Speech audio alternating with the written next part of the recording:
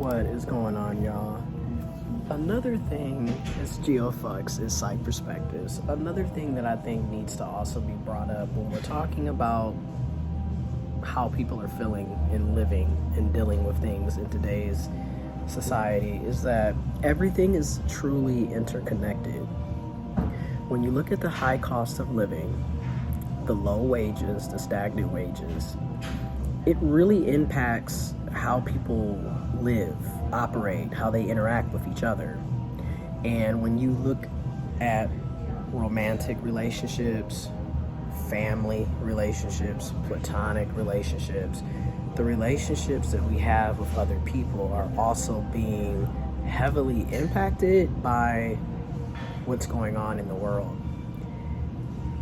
So one aspect I want to hit on is when you look at everybody talking about romance, dating, relationships as it pertains to a romantic setup, it doesn't really matter which gender, which sexuality, which race. Everybody seems to be having, I'm not going to say everybody, a lot of people, not all, but a lot of people seem to be having terrible experiences in the romantic love department. And when you look at how things are, number one, I'm just going to go on and call a thing a thing. In a capitalist society, people tend to be happy when they have what? Money. And when people are struggling to make ends meet, they're not really going to be the most bubbly, interactive people, okay? And then, like I said before in another video, when you look at how masculinity under patriarchy, toxic masculinity, misogyny, white supremacy, capitalism is structured, a lot of men's value is tied to them being able to earn money. And if they don't have jobs that pay them well, that allow them to earn money, you have men whose entire ego and entire, personality is all based around them making money. And let's be real, a lot of men are not making money, okay? A lot of men are unemployed, underemployed, working paycheck to paycheck. And then you have women who also under misogyny, patriarchy, toxic masculinity, capitalism, white supremacy, have, not all, but there are quite a bit of women who still have this viewpoint that they're supposed to be taken care of, in the sense of they shouldn't have to work. If they're going out on a date, the person is supposed to be paying for everything, initiating everything, which is that necessarily a bad thing? No, it's not wrong to want a man to lead, okay? It's not wrong to want the person that you're dating to take initiative and to pay for things and to plan for things. And at the same time, look at the world we are currently living in. Is anybody even ever trying to be realistic or reasonable? Ever? We have so much going on with price gouging. I have done the whole let's go on a date type shit, and dating is expensive. It is something that you literally have to put a line in your budget. Like, you literally have to budget to go on dates when you look at how expensive things are. Now, you're probably like, well, look at you. You're having another coffee at another local coffee bookstore, cafe. Here's the thing. When you're single or you only have to take care of yourself, it's extremely much easier, much more affordable to do. I mean, I spent less than $10. I got a large cappuccino, a plain bagel with cream cheese and grape jelly, less than 2 stickers. It could have been less than $8, but less than $10, and I'm good. Meanwhile, if I was to do this with somebody else, that would have essentially been almost $20, doubling what I spent. So I get it. It's very easy for me single with no kids, only taking care of myself at this current moment. Notice I said current moment because I am talking to somebody. I've been talking to somebody for 2 years. I have gone on dates. I have family. I have dependents. I look out for my mom and granny. I have godkids. I have other responsibilities. So I understand what it's like to be a provider. When you look at a lot of the blue, red pill stuff, it's really pink pill. Everybody is literally, people are hurt. And a lot of the hurt is definitely coming from childhood trauma. Speaking on personal experiences, a lot of my issues are definitely based in what I experienced as a kid. And also what I continue to experience because I wasn't really taught how to have a proper relationship, proper communication skills, how to have boundaries, things of that nature. I learned that later in life, in my late 20s, early 30s. That's what I've been focused on. And people who constantly are getting hurt by the folks that they are trying to pursue in romantic relationships, it is very easy for those people, definitely was me, it's very easy for a person to become bitter and disillusioned with dating, romance, relationships with a particular gender. You know what I'm saying? Because you're constantly getting your feelings hurt by that group. So when you look at a lot of the red pill and the incels and the men going their own way, these are basically cishet men who never got the girl that they wanted, didn't get with the women that they wanted, the relationships didn't work out. They lost a lot of time and energy, they lost a lot of money and resources, they had their feelings hurt. When you look at the divestors or the pink pill, women going their own way, it's literally the same thing. It's women who got their feelings hurt, who got played, who got cheated on, or had kids with, this man thinking that things were going to last, only to be left and became a single mother. So when that happens to people do change their viewpoint on dating, romance, romantic relationships, and that particular gender. I'm just gonna keep it real.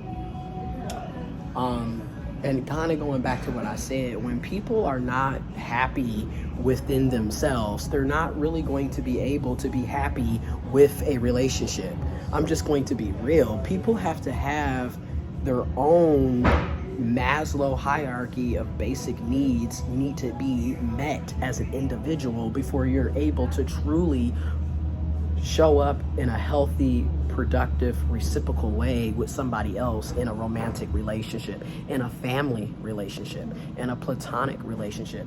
Again, people who are happy within tend to be better people to deal with versus folks who are literally trying to survive day to day. I'm just keeping it real. And when you're constantly stuck in survival mode, you don't really get to enjoy life. You don't. Because you're literally trying to figure out how to make it from day to day. A lot of us don't really have any help outside of working 2 or 3 jobs, or going without. Or a lot of us have a lot that we're carrying, because again, you want people to be focused on work. Meanwhile, I'm dealing with my mom's health that has essentially been deteriorating over the past 4 years. Let's just be real. It's scary because I don't know what's going to happen with my mom, with her health. Is she gonna get better? Is she gonna stay the same? Is she gonna ever stabilize? Is she gonna get sicker? I don't know. And that's a lot of stress. Trying to book appointments for her with her doctors, her specialists, her labs, her exams, her CT and MRI scans, trying to make sure that her deductibles and copays get paid, trying to make sure that her prescriptions get picked up and paid for. It's a lot of work. It's a lot of effort on top of what's going on with my granny and her health, and then what's going on with me and my health, and then still doing renovation and home repairs at my home, and also trying to manage a full-time job, and also trying to manage a part-time job and contract work that I do, while also managing numerous business ventures It's a lot on a lot of people. And that's just me speaking about my own stuff. Now, other people have it worse than I do. Other people have it about the same, and other people have it easier. The point is, everybody has something going on. I personally do, like I said in another video that I did this past summer, I do think more and more people need to decenter romantic relationships. I feel like there's a lot of unnecessary energy that goes into that when where in my opinion you need to be focused on getting yourself to a happier, stable mental ground for yourself, and then everything else can come afterwards. That's just how I view it.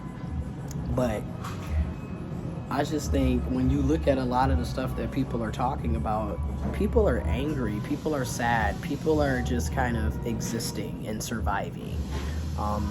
You don't really see, I don't really see that many happy-go-lucky people. And then the people that I do see that are happy-go-lucky, they don't live in this area. They relocated. I'm just going to be honest. They relocated. They have decent paying jobs. Like I said before, we can talk all day about how money doesn't buy happiness, but let's be real. As long as we're living in a capitalist society, money definitely provides you with a level of security that can lead to stability, that can lead to fulfillment, that can lead to happiness. You don't have to struggle with as much. I mean, I would be a lot happier if I was making 2 to 3 times what I'm making income-wise, because I would be able to take care of my mom and granny and my business and my responsibilities a lot easier, and still be able to have time to go and enjoy myself sometimes. So yeah, you know what I'm saying? Like, a lot of us are dealing with similar things, but I just wanted to make this video real quick because, yeah, it all is interconnected, you know. If you don't feel good about yourself and you're struggling to make ends meet, you're probably not going to show up good in a romantic relationship. You're probably not going to show up good as a parent, as a sibling, okay, as a coworker, as a business partner. You're probably going to be negative and have a lot of, you know, abysmal, apathetic, pessimistic behaviors and attitudes. You're going to be cynical. And let's be real, people don't really want to be around folks that are always down and out. I'm just going to be real. And at the same time, when you look at things from a realistic standpoint, it's not a surprise that people are always down and out. Every time you turn around, we got something catastrophic happening. I mean, hurricanes, back-to-back bombings and war, cost of living sky high, wages and salaries not reflecting any of that. You know, people are getting older, people are getting sick, people are dying, things are changing at a rapid pace. So I get why folks are down and out.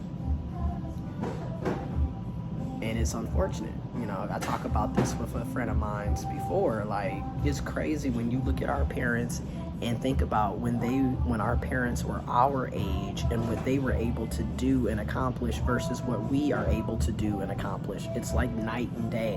When my mom was 31, about to be 32, you got to think about it. My mom literally had a 9-year-old. When she was 32, she had a 9-year-old in the 4th grade and was living in Seattle, Washington, working at Nintendo, making bank. Still able to travel, still able to have fun, still having a good time. And then I look at myself, I'm about to be 32 in in 2 weeks. And Libra season, shout out to all my Libras. But in less than 2 weeks, I'll be 32, and I'm over here like, I don't even have kids. I have 2 dogs and technically a step cat. And god kids, but it's expensive. I work, if I was to count all my jobs, I have at least 4 jobs, okay? Right? I have a full-time, a part-time, contract work, and I have various business ventures that I work on. Even when I went on vacation, it wasn't really a full vacation because I work remote. So guess who was still working when I was down south? Me. So, and I hadn't gone on anything like that in 6 years. Now last year I was in Chicago, but again, it was for work. It was a conference. Yes, I had a good time, but you can't really truly relax and have a good time when you still have to work 8 hours. So, it's something to think about. Like I said, I haven't had a genuine vacation that's truly a vacation in 6 years. So, I get it.